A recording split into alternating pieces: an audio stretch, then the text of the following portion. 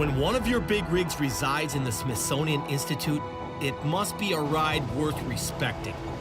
History, innovation, and uncountable miles delivering this country one load at a time.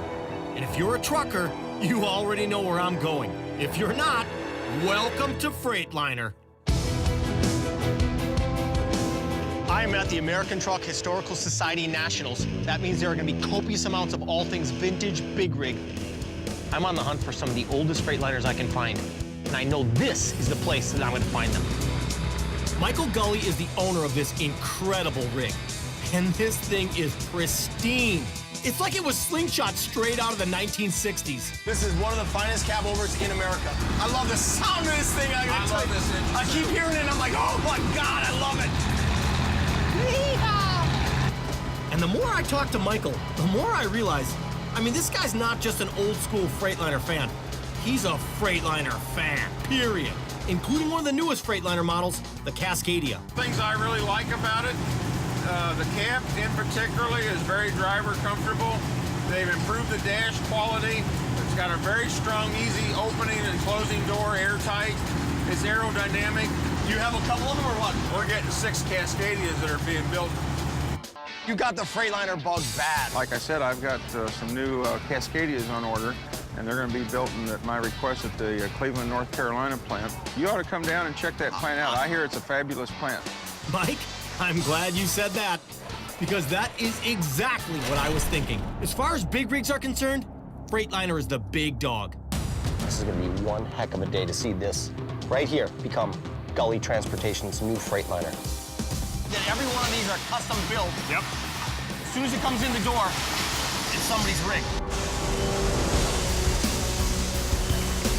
In this station, we put the front axles under it. This is basically a chassis ready to rock and roll. That's a chassis ready to roll. So far, so good. So this is where all the cabs start right here. That right there is so wicked. I'm like a kid. My attention span. Help me. I'm going to just stand here and behold this. This is awesome. This is like some sci-fi movie. Only really, in reality, it's for big rigs. I felt like I just got here, and this cab is ready for the next stage. I'm the first one riding swamper in this Gully rig, this Cascadia. Progress rolls on, and it rolls on quick around here. This looks like arteries we're gonna feed the beast, right? These are our airlines that we actually install after it comes out of the paint booth. This is obviously a Freightliner exclusive because most chassis they paint these lines. Right. Gotta be efficiency after the fact, right? You have to replace one or... The owner of this vehicle gets this truck out on the road. He has an issue. Instead of going through and trying to decipher which airline he has the issue with, he knows by color. We got two things going in. I've seen the engine and the fifth wheel. Two very important components in any big rig. The heartbeat of the truck is right here. This is where it all comes together. Here's where the dash and the firewall meet the cab. This is beginning to close up the cab totally. Here we have the windshield put into the Gully Transport's Cascadia.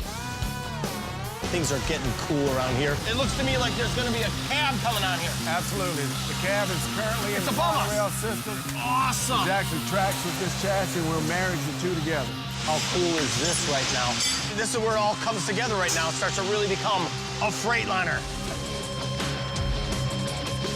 These guys put a lot of time and effort into what they do, take pride in what they do. I have a profound respect now for Freightliner, I tell you, going through this episode.